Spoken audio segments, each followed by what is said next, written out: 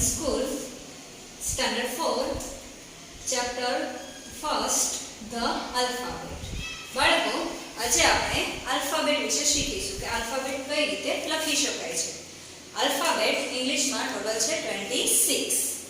Alphabet બે છે, capital and small letters. તો બંને 4 લાઇનની નોટમાં કઈ રીતે લખી શકાય એના વિશે આપણે સમજ મેળવીશું. ફર્સ્ટ કેપિટલ લેટર્સ લખીશું. કેપિટલ લેટર્સ હંમેશા આ ઉપરની 3 લાઈનમાં લખવામાં આવે છે. આ રીતે સ્ટાર્ટ કરવાનું છે, નીચેની લાઈન સ્ટાર્ટ કરીને ઉપરની લાઈન સુધી, પછી પાછું નીચેની ત્રીજી લાઈન સુધી. A પછી આવે છે B for ball, C for cat, D for dog, E for elephant, F for fish, G for gun, H for house, I for ice cream, J for jug, K for kite, L for lion. પછી શું આવશે? M for monkey, N for nose, O for orange, P for parrot, Q for queen, R for rabbit, S for sun, T for tiger, U for umbrella, V for van, W for watch, X for Christmas tree, Y for yak, Z for zebra.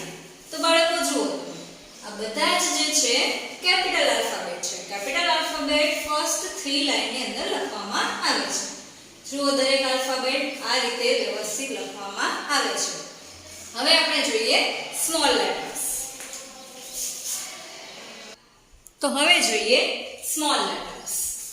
Small letters ને કઈ રીતે લખી શકાય 4 લાઇનની નોટમાં? તો મિત્રો જોઈએ, સ્મોલ લેટર્સ ને 4 લાઇનની બુકમાં આ બે પિંક લાઇનની વચ્ચે લખવામાં આવે છે. આ રીતે A for apple, B for ball, C for cat, D for dog, E for elephant, F for fish. હવે મિત્રો યાદ રાખો, જ્યારે પણ તમે સ્મોલ લેટરમાં G લખો છો તો G ને આ રીતે લખવામાં આવે છે. G ને નીચેની લાઈનમાં લખવામાં આવે છે. H for hand, I for inkpot, J for joker,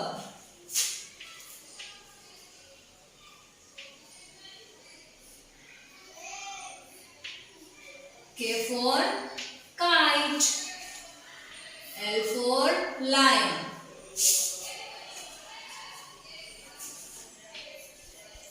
M for monkey, N for nose, O for orange, P for parrot, Q for queen. ફરીથી મિત્રો P અને Q એ બંનેને પણ નીચેની લાઈનમાં જ લખવામાં આવે છે.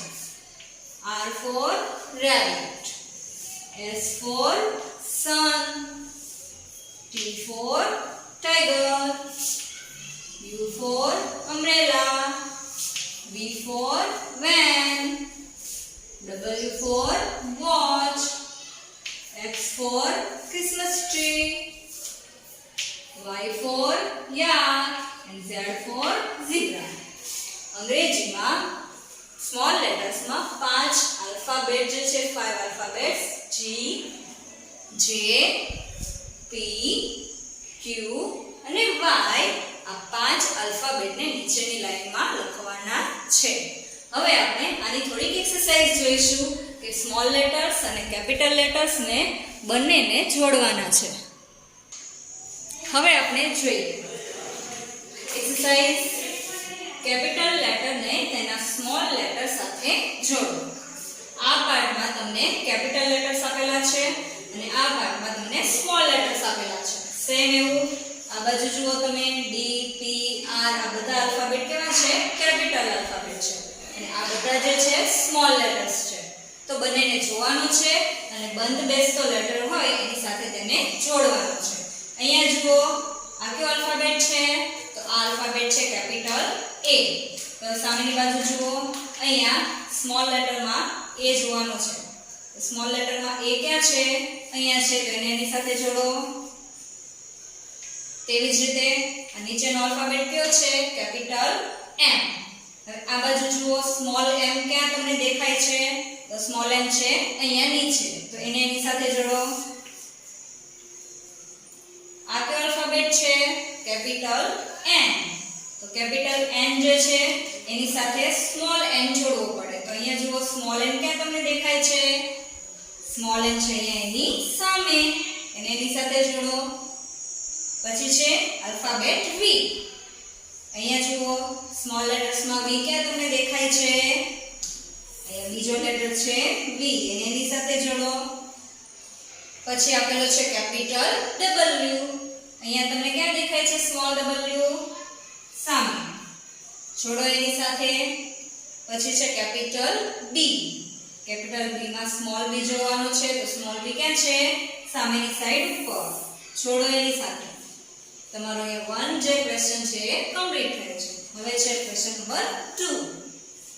અહીંયા જુઓ ફર્સ્ટ કયો છે લેટર? D. હવે અહીંયા કેપિટલ D છે તો એને સ્મોલ d ની સાથે જોડવાનો છે. તો સ્મોલ d ક્યાં દેખાય છે? અહીંયા છે તો એની સાથે જોડો. પછી નીચે છે capital P. P for parrot. અહીંયા જુઓ સ્મોલ લેટરમાં P તમને ક્યાં દેખાય છે? તો અહીંયા છે સામે જોડી દો એની સાથે. પછી છે કેપિટલ R. આ લાઈનમાં જુઓ તમને સ્મોલ r કઈ દેખાય છે? હા અહીંયા નીચે છે સ્મોલ r એને એની સાથે જોડો. Next capital E for elephant.